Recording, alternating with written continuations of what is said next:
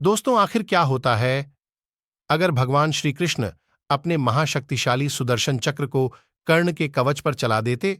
तो क्या होता? क्या सुदर्शन चक्र कर्ण के कवच को भेद पाता? और दोस्तों, कुछ लोगों का तो यह भी मानना है कि सुदर्शन चक्र बड़ी ही आसानी से कर्ण के कवच को भेद सकता था। और कुछ लोग तो यह भी कहते हैं कर्ण के कवच को किसी अस्त्र या शस्त्र से नहीं भेद जा सकता था। यहां तक कि भगवान श्री कृष्ण का सुदर्शन चक्र भी कर्ण के कवच को नहीं भेद सकता था। लेकिन भगवान श्री कृष्ण इस बारे में क्या सोचते थे, वह आज हम आपको इस वीडियो में आपको बताएंगे। लेकिन अगर आप इस चैनल पर नए हो तो चैनल को सब्सक्राइब करके बेल आइकन जरूर दबा देना। तो दोस्तों, सूर्यदेव भगवान के आशीर्वाद से ही कर्ण का जन्म एक दिव्य कवच और कुंडल के साथ हुआ था। और दोस्तों, कर्ण का दिव्य कवच अमृत से बना हुआ था।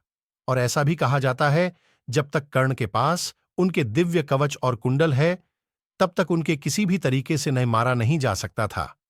इसलिए देवराज इंद्र ने ब्राह्मण के वेश में आकर कर्ण से उनके दिव्य कवच और कुंडल दान में मांग लिए थे।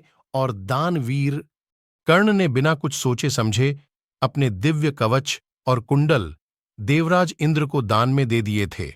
और भगवान विष्णु का ये सुदर्शन चक्र जब भी किसी के ऊपर फेंका जाता था तो वे उसका विनाश करके ही वापस आता था। भगवान विष्णु का सुदर्शन चक्र इतना ज्यादा शक्तिशाली था कि इसकी तुलना सिर्फ महादेव के त्रिशूल से ही की जा सकती है। अगर फिर भी कर्ण के पास अपने दिव्य कवच और कुंडल होते तो सुदर्शन चक्र भी इसको भेद नहीं सकता था। यह बात स्वयं भगवान श्री कृष्ण महाभारत में कही है। और जब घटोत्कच की मृत्यु हो जाती है तब सारे पांडव दुखी थे। तब भगवान श्री कृष्ण बहुत ही ज्यादा खुश हो रहे थे। तो भगवान श्री कृष्ण से पांडवों ने इसका कारण पूछा तो भगवान श्री कृष्ण ने कहा कि कर्ण को इंद्र द्वारा दी गई शक्ति को कर्ण ने घटोत्कच के ऊपर नष्ट कर दिया है, इसीलिए सोचो कर्ण मर गया है। ये तुम समझ लो। युद्ध में कार्तिकेय के समान शक्तिशाली कर्ण के सामने कोई भी युद्ध में खदेड़ाहा नहीं हो सकता था। और सौभाग्य की बात यह है कि कर्ण के दिव्य कवच और कुंडल छीन लिए गए हैं और उसके अमोघ शक्ति भी घटोत्कच पर नष्ट हो गई है। और अगर कर्ण अपने कवच और कुंडल के साथ लड़ने आता तो वह देवताओं के साथ साथ 3 लोकों को भी जीत लेता। और स्वयं इंद्र, कुबेर और स्वयं यमराज भी युद्ध में उनका सामना नहीं कर सकते थे। तुम गांडीव उठाकर और मैं सुदर्शन चक्र उठाकर अगर हम दोनों एक साथ भी जाते तो भी हम उसके दिव्य कवच और कुंडल से नहीं जीत पाते। तुम्हारे हित के लिए तुम्हारे पिता इंद्र ने छल से शत्रुओं पर विजय पाने वाले कर्ण से उनके दिव्य कवच और कुंडल छीन लिए। अब कर्ण के पास उनके दिव्य कवच और अमोघ शक्ति नहीं है। फिर भी देवता और असुर मिलकर भी कर्ण को मार नहीं सकते हैं। लेकिन उनको मारने का सिर्फ बस एक ही उपाय है, जब उनके रथ का पहिया जमीन में फंस जाएगा और जब वह अपने पहिए निकालने के लिए रथ से न नीचे उतरेंगे, तब अर्जुन तुम मेरे इशारे करने पर कर्ण का वध कर देना। और अगर कर्ण में एक बार शस्त्र उठा लिए तो वज्रधारी इंद्र भी उन्हें नहीं मार सकते। तो दोस्तों, इन बातों से तो यही साबित होता है कि अगर कर्ण के पास उनके दिव्य कवच और कुंडल होते तो भगवान श्री कृष्ण सुदर्शन चक्र से उनके कवच को नहीं भेद पाते। हाँ, तो दोस्तों, आप सबके मन में एक सवाल होगा कि भगवान श्री कृष्ण तो खुद एक परमात्मा थे, फिर आखिर क्यों कर्ण के दिव्य कवच और कुंडल को अपने सुदर्शन चक्र से नहीं भेद सकते थे? इस बात को समझने के लिए मैं आपको एक कहानी बताता हूं।